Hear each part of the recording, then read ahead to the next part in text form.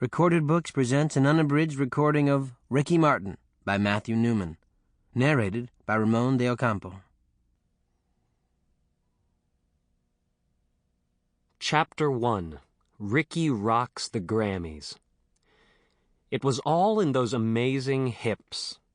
In Los Angeles, California, on February 24th, 1999, Ricky Martin woke up the Grammy Awards with an electrifying musical performance and a sizzling, swiveling hip action that viewers had not seen since Elvis Presley. On that night, the Ricky Martin explosion began across America. Today, Ricky Martin seems to be everywhere. His image graces the cover of Time magazine. He appears at the MTV Music Awards and on his own television special. When, in July 1999, Ricky announced an American concert tour, the event sold out in minutes in cities around the country.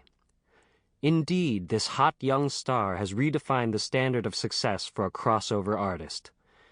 His trademark Spanglish phrase, "Livin' la vida loca," living the crazy life, is now part of America's vocabulary. In an especially flattering measure of fame, many teens have adopted the Ricky Martin look, hair in a buzz cut with a touch of blonde highlights in the front. Ricky is not an overnight sensation, however. Before his appearance at the Grammys, he had been performing for 15 years and had already sold 13 million albums, first as a member of the teen band Menudo, and then as a solo Latin artist. Much of Ricky's appeal comes from his brilliant mixture of sounds. His music is Latin, yet pop, scat, yet retro, romantic, but also with a definite edge. Ricky's rise to the top really accelerated following his performance on the Grammys. "For me, it was yesterday," Ricky told Rolling Stone. "But instead of grabbing America by storm, America caught me. Ever since the Grammys, I've been living, literally, la vida loca, the crazy life. Although I must admit I've been in a spin for the last 2 years, since I started working on the crossover from the Latin market to Europe and then Asia." The song that rocked the Grammys was La Copa de la Vida, the Cup of Life, the official soccer anthem that Ricky had performed in 1998 at the World Cup Championship in France, in front of 1 billion television viewers. This was the performance that caught the eye of the Grammy show producers. In the words of Time magazine, he had done the impossible.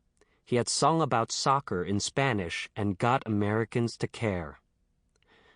On the night of the Grammys, a lot was riding on how well Ricky's performance would be received. In many Latin countries, as well as in Asia and Europe, his music was already very popular, but now he was facing the toughest audience of all, his peers in America. Since his early bubblegum days in Menudo, Ricky had struggled to achieve true artistic recognition. The young singer was also on the verge of releasing his first album in English, and he was anxious for it to do well in the United States. Arriving at the Grammys, Ricky knew his musical future depended a great deal on his performance that night.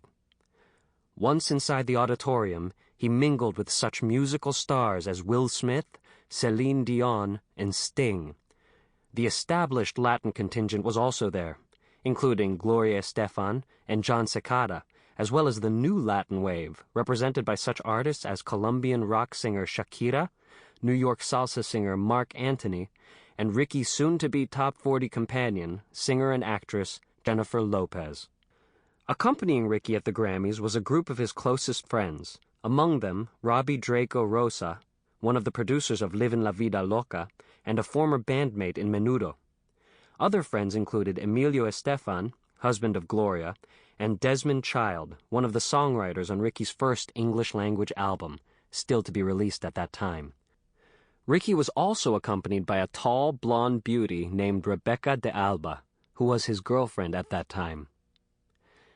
As usual, Ricky was dressed to kill in black leather pants and a sleek, long-sleeved shirt, and his 1,000-watt smile radiated confidence. Still, somewhere between the screams of the adoring fans outside and the been-there-done-that stare of the audience, inside, Ricky was feeling tested. To calm himself, he practiced yoga inside his dressing room. Sample complete. Ready to continue?